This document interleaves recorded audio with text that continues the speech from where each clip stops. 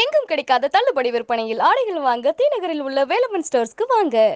தப்பாங்குத்து இதுவரைக்கும் ஒரு படத்துக்கு இப்படி ஒரு பேர் வச்சு நீங்க பார்த்துருக்கவே மாட்டீங்க. ஒரு வித்தியாசமான பேரில் ஒரு படத்தை எடுத்து 15 நாட்டுப்புற பாடல்களை அதில் கொண்டு வந்து மிக ஒரு சினிமா துறையில் ஒரு மிகப்பெரிய புரட்சியை உண்டாக்கியிருக்கிறார் என்று அருமை நண்பர் ராம்ஜி ஜெகநாதன் அவருக்கு எல்லாரும் ஒரு பெரிய கைதட்டு கொடுத்து இந்த முயற்சிக்காக அவரை வாழ்த்தணும். காரணம், நான் இந்த இடத்துல நிற்கிறதுக்கு மிகப்பெரிய அடித்தளமாக இருந்தது மதுரை ராம்ஜி ஆடியோ நிறுவனம் தான். காரணம், ஒரு வத்தலக்குண்டு அந்த பகுதியில் மட்டும்தான் எங்களுடைய பட்டிமன்றம் நடந்துகிட்டு இருந்துச்சு. அதை தொடர்ந்து ஒருத்தர் வந்து முதன்முறையாக பேராவூரணி அப்படிங்கிற ஒரு ஊரில் நீலகண்ட விநாயகர் கோயிலில் என்னுடைய பட்டிமன்றத்தை ஏற்பாடு பண்ணியிருந்தாங்க. அப்போ லியோனினா யாருக்குமே தெரியாது, பெரிய பெரிய பட்டிமன்ற நடுவர்களைத்தான் தெரியும். லியோனின்னு ஒரு பேச்சாளர் கூட யாருக்கும் தெரியாது. அந்த நேரத்தில் அந்த ஊருக்கு என்னை கூட்டு போயிருந்தாங்க. மிகப்பெரிய திருவிழா, ஒரு வயக்காட்டை செம்மப்படுத்தி மேடை போட்டிருக்காங்க. கிட்டத்தட்ட ஊர் முழுதும் ஸ்பீக்கர் கட்டியிருக்காங்க. மேடையில் நாங்கள் எங்கள் டீம் போய் உட்காந்துருக்கோம். முன்னால் 6 பேர் உட்காந்துருந்தாங்க. அதில் 3 பேர் மைக் செட்டு போடுறவங்க. நிகழ்ச்சி ஏற்பாடு பண்ண அந்த ஒரு பிடிஓ ஒருத்தர், அவர், அவங்க குடும்பத்தில் இருக்க ஒரு 3 பேர், மொத்தம் 6 பேர் தான் ஆடியன்ஸ். முதல்ல திண்டுக்கல் மாவட்டத்தை விட்டு வெளி மாவட்டத்தில் பேச போகிறோமே, பெரிய கூட்டம் கூடி இருக்கும்னு நினச்சி பார்த்தா 6 பேர் உட்காந்துருந்தாங்க. நிகழ்ச்சி தொடங்கி பட்டுக்கோட்டையா கண்ணதாசனான்னு தலைப்பு. நான் பாடி பாடி பாடி பேச பேச ஊர் முழுவதும் ஸ்பீக்கர் கட்டியிருக்கிற அந்த பேச்சை கேட்டு கேட்டு ஒரு அரை மணி நேரத்தில் கிட்டத்தட்ட ஒரு 15,000 பேர் அந்த அரங்கு முழுவதும் கூடிவிட்டார். அந்த நேரத்தில் ஒருத்தர் திடீர்னு ஒரு டெக்கை தூக்கிட்டு வந்து மணிராஜ் ஆடியோஸ் அப்படின்னு ஒருத்தர் பாதி பட்டிமன்றத்தை ரெக்கார்ட் பண்ணி அதை வந்து அவருடைய ஆடியோ நிறுவனத்தில், அந்த மைக் செட்டு நிறுவனத்தில் காலையில் போட்டு விட்டுட்டு இருந்திருக்காரு. யாரோ ஒரு கிழமை இந்த போடு போடுறாரு பேச்சு அப்படின்ட்டு அந்த கேசட்டை காப்பி போட்டு போட்டு அவர்கிட்ட வாங்கிட்டு இருந்தாங்க. இந்த மணிராஜ் ஆலங்குடி கேசட் அப்படிங்கிறதான் முதல்ல லியோனியனுடைய குரல் வெளியில் வந்துச்சு. அது அன்அஃபிஷியலாக. ஆனால் அந்த மாதிரி இருந்த என்னை உலகம் முழுவதும் ஒரு அஃபிஷியலாக ஒரு தலைப்பை கொடுத்து பேச வச்சு ஒரு கம்பெனி ஆடியோ கேசட்டை ரிலீஸ் பண்ணி உலகம் முழுவதும் என்னை கொண்டு சென்ற பெருமை மதுரை ராம்ஜி ஆடியோ நிறுவனத்தை தான் சாரும். அதில் முதல் தலைப்பு பட்டுக்கோட்டையா கண்ணதாசனா, அதுக்கப்புறம் பழைய பாடலா புதிய பாடலா. அதுதான் பயங்கரம். அந்த கேசட்டு எவ்வளோ தூரத்துக்கு ரீச் ஆயிடுச்சுன்னா, இந்த சென்னையிலேருந்து மதுரையிலேருந்து சென்னைக்கு வர்ற வழியில் விக்கிரவாண்டின்னு ஒரு ஊரில் பஸ்ஸை நிப்பாட்டுவாங்க. அங்கே அந்த கேசட்டை நைட்டு 2 மணிக்கு போடுவாங்க. நல்லா தூங்கிட்டு இருந்தவங்களாம் எந்திரிச்சு வந்து யூரின் பாஸ் பண்ண வந்து நின்றுவிட்டு அந்த கேசட்டை கேட்டு கேசட்லாம் வாங்கிட்டு போயிட்டுருக்காங்க. நானும் ஒரு பஸ்ஸில் வந்து அங்கே நின்னேன். ஒருத்தன் தட்டில் வச்சு வடை விற்கிற மாதிரி விற்றுட்டு வர்றாங்க கேசட்டு, லியோனி கேசட் லியோனி கேசட்னு. பாட்டுக்கு வியாபாரம் ஆகுது. என்கிட்ட வந்து என் கேசட்டே விற்றான், லியோனி கேசட்டு நல்லா இருக்கும் அப்படின்னு. நல்லா பேசுவார் ஐயா அவர் அப்படின்னு. அதெல்லாம் சூப்பராக பேசுவார் சார் அப்படின்ட்டு என்கிட்ட பேசி, எவ்வளோவியா ஒரு கேசட்னா விலையை சொல்லி நான் வாங்க போகிறப்ப லைட்டில் என் முகத்தை பார்த்துட்டு லியோனி வந்திருக்காருன்னா அந்த கூட்டமே திரண்டு வந்து அப்போ தான் நான் யாருங்கிறது எல்லாத்துக்கும் தெரிய வந்தது. அப்படி அந்த கேசட்டை வெளியிட்டு கிட்டத்தட்ட ஒரு 15 தலைப்புகளில் என்னுடைய பட்டிமன்றத்தை முதன்முறையாக உலகம் முழுவதும் அறிய செய்த பெருமை நம்ம ராம்ஜி ஆடியோ நிறுவனத்தை தான் சாரும். அவங்க இன்னைக்கு ஒரு படத்தை தயார் பண்ணியிருக்காங்க, தப்பாங்குத்துன்னு ஒரு படம்.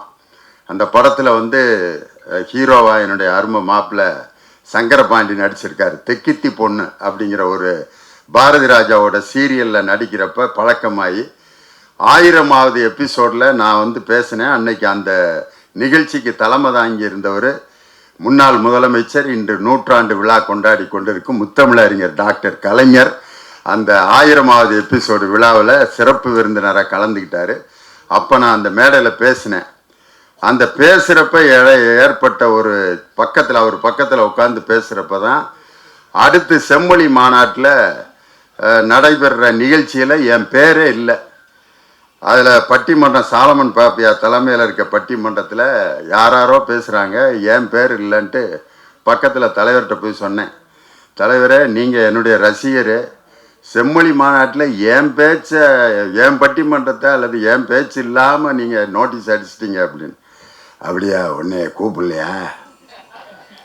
சண்முகநாதன், இங்கே வாங்க, யார் யார் பட்டிமன்றத்தில் பேசுகிறது இந்த லிஸ்ட்டை கொடுங்க அப்படின்னாரு. அந்த லிஸ்டெல்லாம் பார்த்துட்டு அதில் தலைப்பு வந்து மக்களின் வாழ்க்கையை பெரிதும் சீர்படுத்துவது பத்திரிகைகளா, திரைப்படமா, தொலைக்காட்சியா? அதில் பத்திரிகைகளைங்கிற அணியில் வந்து நக்கீரன் கோபால், திருப்பூர் கிருஷ்ணன், அப்புறம் இன்னொரு பத்திரிகையாளர் பேசுகிறாரு. தொலைக்காட்சி அப்படிங்கிற அணியில் வந்து எஸ்வி சேகர், அன்னைக்கு திமுகவில் இருந்தார், அவர், நம்ம நடிகை அவர்கள், இப்போ இன்னைக்கு பிஜேபியில் இருக்காங்க குஷ்பு அவங்க.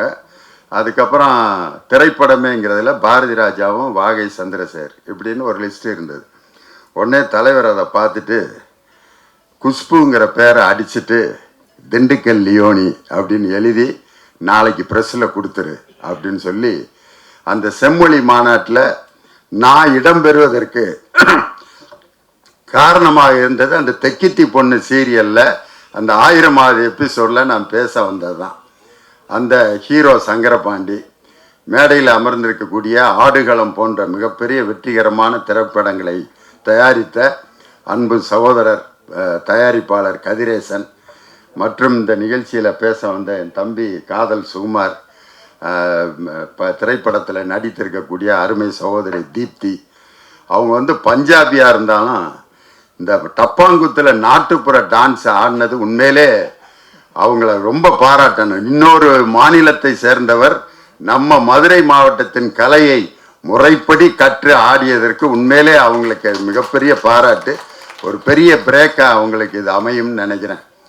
இன்னைக்கு பார்த்தீங்கன்னா இந்த டப்பாங்குத்து அப்படிங்கிற அந்த வார்த்தையே எப்படி வந்துச்சு அப்படின்னு சொன்னால், பெரும்பாலும் நம்ம நரிக்குறோ சகோதரர்கள்லாம் ஒரு கழுத்தில் ஒரு டப்பாக்கு போட்டிருப்பாங்க, டால்டா டப்பா. அந்த டப்பாவை தாளம் போட்டுக்கிட்டு தான் அவங்க உட்காந்து பாட்டு பாடிட்டு இருப்பாங்க. அந்த மாதிரி 2 டால்டா டப்பாவை போட்டு ஒளி விளக்கு படத்தில் எம்ஜிஆரும் 2 முதலமைச்சர் ஒரு நாட்டுப்புற பாட்டை இன்னைக்கு பாடி பயங்கர பிரபலியம் பண்ணாங்க. நாங்க புதுசா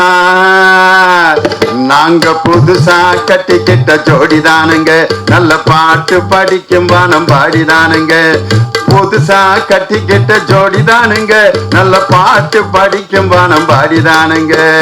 டமுக்கடி பாண்டியாலோ டமுக்கடி பாண்டியாலோ டமுக்கடி பாண்டியாலோ டமுக்கடி பாண்டியாலோ, ஏ சிங்கி ஏ சிங்கா ஏ சிங்கி ஏ சிங்கா தேற்றே ஆடும். அந்த அந்த பாட்டு வந்த சமயத்தில் நாட்டுப்புற பாட்டுங்கிறது நம்ம வாழ்க்கையோட கலந்தது. என் வாய்ஸு கொஞ்சம் டல்லாக இருக்கிறதுக்கு காரணம், காலையில் திடீர்னு எனக்கு இருமல் வந்து ரொம்ப சோகம்லாம் போய் ஆஸ்பத்திரியில் போய் ட்ரீட்மெண்ட் எடுத்துக்கிட்டு இங்கே வந்தேன். டாக்டர் சொன்னார், இன்னைக்கு எங்கேயும் போக வேணான்னாரு. முக்கியமான நிகழ்ச்சி, என் வாழ்க்கையில் நன்றி கடன் செலுத்துவதற்கான ஒரு நிகழ்ச்சி இது. அதனால இந்த இடத்துக்கு நான் போய்த்தான் ஆவேன். அந்த மேடையில் நான் வந்து பயங்கர இருமி மணி யோசை கேட்டு எழுந்து பாட்டு மாதிரி இருந்தால் கூட பரவாயில்ல, பேசிட்டு வந்துடுவேண்டா அப்படின்னு சொல்லி என்னை இந்த உலகத்துக்கு அறிமுகம் செய்த தாய் போன்ற ராம்ஜி ஆடியோ நிறுவனம் தயாரித்த அந்த படத்தில் வாழ்த்தி பேசணும்னு வந்தேன். நாட்டுப்புற பாட்டுங்கிறது நம்ம வாழ்க்கையோட கலந்தது. உதாரணத்துக்கு ஒரு தாலாட்டு பாட்டு, இப்போ புருஷன் முண்டாட்டி 2 பேரும் பாடுறாங்க, ஒரே ஒரு பிள்ளை, அந்த அம்மா பாடுது, மாமே அடிச்சாரோ மல்லியப்பூ செண்டாலே, அத்தை அடிச்சாலோ அரளிப்பூந்தண்டாலே, வெண்ணையில விலங்கு பண்ணி வெயிலில ஓட்டு வைப்போம் ரே ரே ரே ரே ரே ரே ரே. அந்த அம்மா பாடுதில்ல, புருஷன் பேசாமல் இருக்க வேண்டியானே, அவன் தொட்டி வாங்கி என்ன பாடுறான் தெரியுமா? ஆறு அடிக்கவில்லை, ஐவிரலும் தீண்டவில்லை, அவன் தானே அழுகிறாண்டி, தம்பி தோண வேணுமுன்னு தம்பி தோண வேணும். அடுத்த பிள்ளைக்கு விட்டு எங்கே போடுறான் பாருங்க. அவனா கேட்டான் எனக்கு தம்பி வேணும்னு, அவன் கேட்டான்ட்டு பாடி அடுத்த பிள்ளைக்கு ரெடி பண்ணுறான் பாருங்க. இவ்வளவு பெரிய ஒரு இல்லற வாழ்க்கையை ஒரு தாலாட்டு பாட்டில் தன்னுடைய மனைவிக்கு அந்த சிக்னல் கொடுக்குறான் பாரு. இதே மாதிரி ஒப்பாரியில் பார்த்தீங்கன்னா 2 கிழவியை ஒப்பாரி வைக்கிறேன்ட்டு அது ஒரு படத்தில் கூட வந்துச்சு, கரையெல்லாம் செண்பகப்புங்கிற படத்தில் 2 கிழவி ஒப்பாரி வைக்கிங்க. ராசானி யானை இல போனாலுமையா போன இல போனாலுமையா. அந்த எதுக்கு தெரியுமா? அடுத்தவர் என்னன்னு சிந்திக்கிறதுக்கு கேப்பு. நீ எங்க இருந்து ராசாங்க என்னையா நீ பண்ணையில அப்படிங்கிறதுக்குள்ள அடுத்த வரியை திங்க் பண்ணிடுவாங்க. இப்படி கட்டி பிடிச்சி ஒப்பாரி வச்சுக்கிட்டு இருக்க நேரத்தில் அந்த பந்தல்ல பார்க்குதுங்க பாவக்காய் காய்ச்சி தொங்கிட்டு இருக்கு. ஒரு கிழவி பாட்டை மாத்திட்டா, பந்தலிலே பாவக்கா பந்தலிலே பாவக்கா அப்படின்னுச்சு. இன்னொரு கிழவி போகையில பார்த்துக்கிருவான் போகையில பார்த்துக்கிருவான். வீட்டுக்கார கிழவி நோட் பண்ணிட்டா, இவ இளவ பாடுறதுக்கு போல பாவக்காயை கொள்ளையடிக்கிறதுக்கு ஐடியா பண்றாளுகன்ட்டு உள்ள பூந்து தொட்டை என்ன வெட்டி புடுவேன் தொட்டை என்ன வெட்டி புடுவேன் விதைக்கில்ல விட்டிருக்கேன் எடிவட்ட சிரிக்கியலா இளவ மட்டும் பாடுகறியாய் அப்படின்ட்டு அந்த கிழமை இறங்கி நடந்து அவரே போயிட்டாரு சுடுகாட்டுக்கு. நீங்க 2 பேரும் மெதுவா பாவக்காயை கொள்ளையடிச்சிட்டு வாங்கடின்ட்டு தன்னுடைய சொந்த கருத்துக்களை நாட்டுப்புற பாட்டில் ஏற்றி பாடுவது ஒரு மிகப்பெரிய சிறப்பு. உண்மையிலே இந்த டப்பாங்குத்து படத்தினுடைய கதாநாயகன் சங்கரபாண்டியா இருக்கலாம், கதாநாயகி தீப்தியா இருக்கலாம். உண்மையான கதாநாயகன் யாருன்னா என்னுடைய தம்பி சரவணன் தான். இன்னும் அருமையான ஒரு 15 பாடல்களை ரொம்ப அருமையாக இசையமைச்சு அவங்களோட நிறைய நிகழ்ச்சிகள் நான் பண்ணியிருக்கேன், பாட்டு மன்றம். இப்போ அந்த ஒரு தொடர்ச்சி தான். அண்ணன் பாடுறப்ப நான் வாசிப்பேன் அப்படின்ட்டு தபேலா எல்லா இன்ஸ்ட்ருமெண்ட்டையும் மூட்டையை கட்டிட்டாங்க. ஆனால் கணேசன் அண்ணனுக்கு நான் வாசிக்கணும் அப்படின்ட்டு, அண்ணே 1 சுதியா 2 சுதியா 3 சுதியா இதில் சுதியெல்லாம் கிடையாது, நீ வைக்கிறதாண்டா சுதின்ட்டு, நீ ஒரே ஒன்று மட்டும் வையே நான் சேர்ந்துக்கிறேன் உன் சுதியில் அப்படின்ட்டு. அந்த அளவுக்கு ஒரு நாட்டுப்புற பாடல்ங்கிறது மனிதனுடைய மனதில் அவனுடைய வாழ்க்கையிலிருந்து உற்பத்தி ஆகுது. உண்மையிலே இது மாதிரி ஒரு படத்தில் 15 பாட்டுங்கிறது முன்ன சிவகவின்னு தியாகராஜ பாகவதர் படத்தில் 27 பாட்டு இருந்துச்சு. தொட்டதுக்கெல்லாம் பாட்டு, அம்மாவை பார்த்தோன்ன பாட்டு, அப்பாவை பார்த்தோன்ன பாட்டு, நடந்து போகிறதுக்கு ஒரு பாட்டு, உட்கார்றதுக்கு ஒரு பாட்டு, காயம்பட்டு ஒரு காலில் அப்படியே அடிபட்டு அப்படியே இழுத்துக்கிட்டு நடந்து வருவார். அந்த நேரத்தில் பாடிட்டு வருவார், என்னுடைய தவப்பயன் என்னம்மையே அப்பா. கால் 2 துண்டா உளுந்து கிடக்கும். இப்போ யாராவது பாட முடியுமா சங்கீதம்? ஆனால் தியாகராஜ பாகவதர் பாடிட்டு வருவார், என்னுடைய தவப்பயன் என்னம்மையே அப்பா என்னுடைய தவப்பயன் அப்படின்னு பாடிட்டே வருவார். அவ்வளவு அடிபட்டான். இப்படி கர்நாடக சங்கீதமாக பாடிக்கிட்டு இருந்த காலத்தில், அந்த காலத்தில் முதன்முறையாக நாட்டுப்புற பாடல்களை திரைப்படத்தில் கொண்டு வந்த முதல் கலைஞன் கலைவாணர் NSK என்ற ஒரு அற்புதமான கலைஞன். நாட்டுக்கு சேவை செய்ய நாகரிக கோமாளி வந்தான் ஐயா, பாட்டு பாடி ஆட்டமாடி நாகரிக கோமாளி வந்தான் ஐயா வந்தான் ஐயா இப்ப வந்தான் ஐயா அப்படின்னு பாடிட்டு அந்த காலம் இந்த காலம் பாடுவார் பாருங்க. அன்னைக்கு மாதிரி அந்த அறிவியல் சிந்தனையை கலைவாணர் NS கிருஷ்ணன் சொன்ன மாதிரி வேற எந்த கலைஞனும் அந்த காலத்துல சொன்னதே இல்லை. மனுஷன் ஏச்சு பொழைச்சது அந்த காலம், மடமை நீங்கி பொது உடைமை வந்தது இந்த காலம், காசிக்கு போனா கருவுண்டாகும் என்பது அந்த காலம், இப்ப ஊசிய போட்டா உண்டாகும் என்பது இந்த காலம், மனமனவென்பது மந்திரம் ஜபிச்சது அந்த காலம், மழை பொழிய வைக்கவே எந்திரம் வந்தது இந்த காலம்.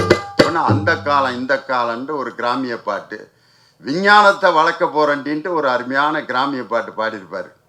விஞ்ஞானத்தை வளர்க்க போறண்டி மேனாட்டார விருந்து கழிச்சு காட்ட போறண்டி, தஞ்சாவூர் ஏட்ட நிறுத்தி தலைகீழா பாடம் படிச்சு கொண்டாடி புருஷன் இல்லாம புள்ளையும் குட்டியும் பிறக்குறாப்புல, விஞ்ஞானத்தை வளர்க்க போறண்டி மேனாட்டார விருந்து கழிச்சு காட்ட போறண்டி, கொண்டாட்டி புருஷன் இல்லாம புள்ளையும் குட்டியும் பிறக்குறாப்புலங்கிறத டெஸ்ட் டியூப் பேபியா 1947 பாடின ஒரு அற்புதமான விஞ்ஞானபூர்வமான கலைஞன் கலைவாணர் என்எஸ்கே.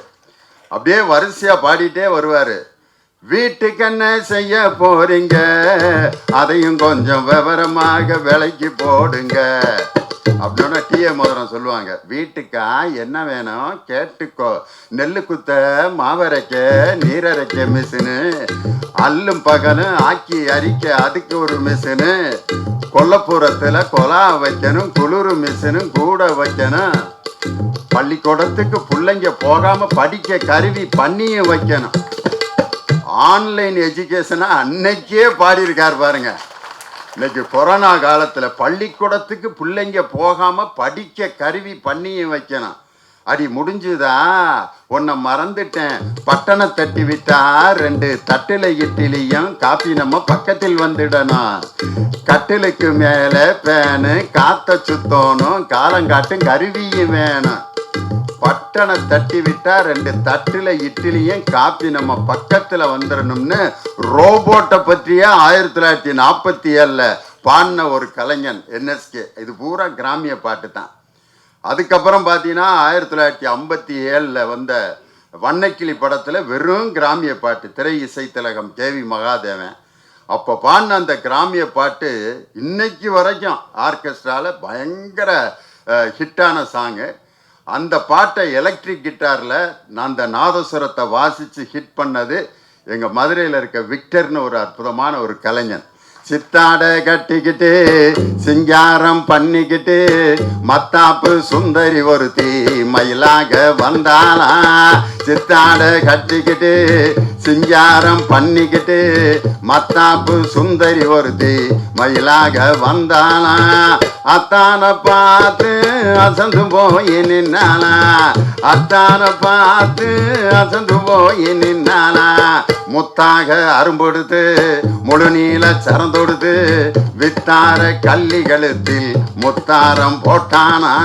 அந்த பாட்டில் பார்த்தீங்கன்னா அந்த தவுள் அடிக்கிறவங்க முன்னாடியும் பின்னாடியும் குதிச்சு குதிச்சு டங் டங் அப்படின்னு முன்னால் குதிச்சு குதிச்சு அப்படியே வருவாங்க. அந்த மாதிரி அன்னைக்கு இருந்த பாடல்கள். தஞ்சை ராமையாதாஸ்னு ஒரு கவிஞர் தூக்கு தூக்கியில் ஒரு பாட்டு எழுதி அது பெரிய பிரச்சனையாயிருச்சு, அந்த நாட்டுப்புற பாட்டு. ஏறாத மலைதனிலே ஜோரான கௌதாரி 2 தாராளமா இங்கே வந்து ததிங்கினத்தும் தாளம் போடுதையா, ததிங்கினத்தும் தாளம் போடுதையா.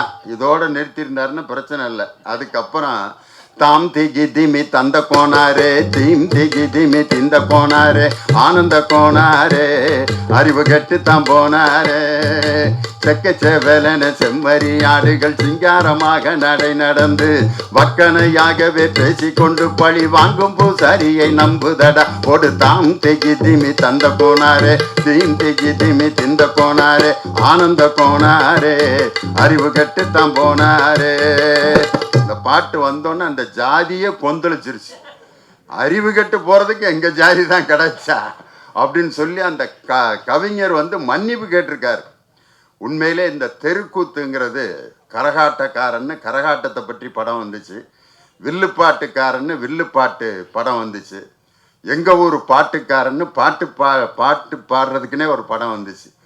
ஆனால் தெருக்கூத்தை முதன்முறையாக திரைப்படத்தில் கொண்டு வந்த பெருமை இந்த டப்பாங்குத்து படத்தினுடைய தயாரிப்பாளர் ராம்ஜி ஜெகநாதன் அவங்களத்தான் சாரும். காரணம், தெருக்கூத்துங்கிறது ஒரு 20 அடி தான். அங்கிட்டு ஒரு குரூப் இருக்கும், இங்கிட்ட ஒரு குரூப் இருக்கும், இங்கிட்ட அங்கிட்ட ஓடிட்டு விடிய விடிய இங்கேருந்து அங்கே போவாங்க, அங்கேருந்து இங்கே வருவாங்க. அதுக்கு ட்ராவல் பண்ணுற டிஸ்டன்ஸை மட்டும் வாட்சில் கால்குலேட் பண்ணோம்னா விடிய விடிய ஒவ்வொருத்தரும் கிட்டத்தட்ட 25 கிலோமீட்டர் ஓடி இருப்பாங்க. அப்படி ஓடி ஓடி ஓடி இங்கேருந்து அங்கே பேசுறது. இந்த பாட்டுத்தான் கிடையாது, எல்லா பாட்டையும் பாடுவாங்க. பக்தி பாட்டு, ஹிந்தி பாட்டு. பக்தி பாட்டு அவங்க பாடுற ஒரு ஸ்டைலே வித்தியாசமாக இருக்கும். ஒரு அருமையாக கஷ்டப்பட்டு சீர்காழி கோவிந்தராஜன் பாடியிருப்பார். திருப்பதி மலை வாழும் வெங்கடேசா அப்படின்னு பாடியிருப்பாரு.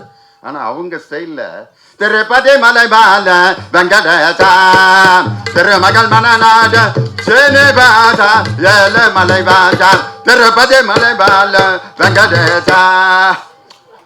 சீர்காழி கோவிந்தராஜன் கேட்டாருன்னா நம்ம பாடினதானா அது அப்படின்னு. ஆனால் அந்த பாட்டை அந்த பாமர மக்களுக்கு கொண்டு போய் சேர்ப்பாங்க. ஹிந்தி பாட்டை கூட விட மாட்டாங்க. சந்தாவோ சந்தா சந்துக்குள்ள வந்தா, சந்தாவோ சந்தா சந்துக்குள்ள வந்தா, சந்துக்குள்ள சந்துக்குள்ள சந்துக்குள்ள அப்படின்னா அந்த குரூப்பு பூரா ஆகா என்னமோ பாட போறான்டான்ட்டு. சந்துக்குள்ள வந்தா நீ நான் சேர்ந்தா ஆடலாமா பேந்தா அப்படின்னா. அப்போ வந்து குழிப்பேந்தா கட்டை பேந்தான்னு ரெண்டு குண்டு விளையாடுவான். அதனால சந்தாவோ சந்தா சந்துக்குள்ள வந்தா, அந்த சந்துக்குள்ள வந்தாங்கிறத 20 தடவை அழுத்தி அழுத்தி பாடுவார். சந்துக்குள்ள வந்தா சந்துக்குள்ள சந்துக்குள்ள. அப்படியே அந்த விடிய விடிய அந்த மக்களை அவ்வளவு லைவா வச்சிருப்பாங்க. இன்னொரு பாட்டு பார்த்தீங்கன்னா ஜெயசுதாஸும் இவங்க ஜானகியும் பாடின பாட்டு, சொர்க்கத்தின் திறப்பு விழா புது சோலைக்கு வசந்த விழா பக்கத்தில் பருவநிலா அப்படின்னு ஒரு பாட்டு.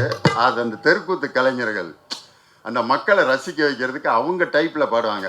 சொர்க்கத்தின் திறப்பு விழா, இது சொர்க்கத்தின் திறப்பு விழா, அடியை சொர்க்கத்தின் திறப்பு விழா, அடியை சொர்க்கத்தின் திறப்பு விழா அப்படின்னா திறப்பு விழா.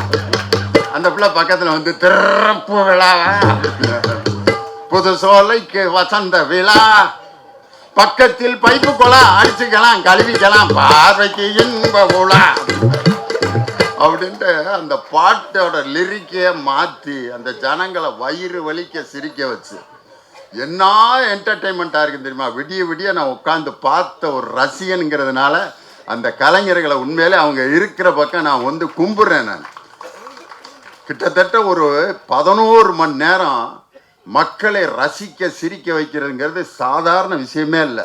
அது அந்த கலைஞரால் மட்டும்தான் முடியும். அதனால தான் அந்த அந்த தெருக்கூத்து கலைஞர்களுடைய வாழ்க்கையில் ஏற்பட்ட சம்பவத்தை அடிப்படையாக வச்சு ஒரு 15 நாட்டுப்புற பாடல்களையும் அதில் அறிமுகப்படுத்தி ரொம்ப அற்புதமான ஒரு வேலையை வந்து இதில் செஞ்சுருக்காங்க. உண்மையிலே அதில் வந்து கொஞ்சம் செக்ஸியான டயலாக்லாம் இருக்கும். ஒரு பாட்டை அப்படியே பாதியில் நிப்பாட்டிட்டு அடுத்ததை சொல்கிறதுக்கு அப்படியே கேப் விட்டுக்கிட்டே இருப்பார். மழை பெஞ்சு ரோடெல்லாம் தண்ணி ஜிகு ஜிக்கான் ஜிகு ஜிக்கான் சிக்கான் ஜிக்கான் ஜிகு ஜிக்கான் ஜிகு ஜிக்கான் ஜிகு ஜிக்கான் சிக்கான் ஜிகு ஜிக்கான் ஜிகு ஜிக்கான் சிக்கான்.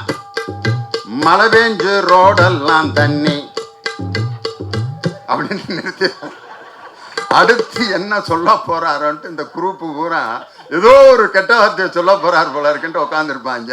ஆனால் வேற ஒன்றை பாடிட்டு இருப்பார். இப்போ கூட உனக்கு எனக்கு சண்டை உடைய போகுது மண்டைன்னு வரும் அதில். ஆனால் அவங்க வேற என்னத்தையும் எதிர்பார்த்து உட்காந்துருப்பேன். காரணம் அந்த தெருக்கூத்து பார்க்க வந்த கலைஞர்களுடைய மனநிலை எல்லாம் ஒன்றா இருக்கா. தண்ணியை போட்டு உட்காந்து அந்த ஆடுற கலைஞர்களை வித்தியாசமான பார்வையில் பார்ப்பாங்க. இதையெல்லாம் மீறி விடிய விடிய அவங்கள மகிழ்ச்சி படுத்திட்டு இருப்பாங்க பாருங்க. வந்து பணம் குத்துறேன்ட்டு கண்ட இடத்துல கையை வைப்பேன்.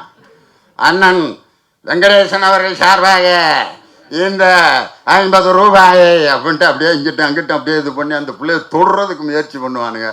அதையெல்லாம் மீறி அந்த கலைஞர்களை அவங்கள சந்தோஷப்படுத்துறது தவிர வேற ஒன்றும் இருக்காது.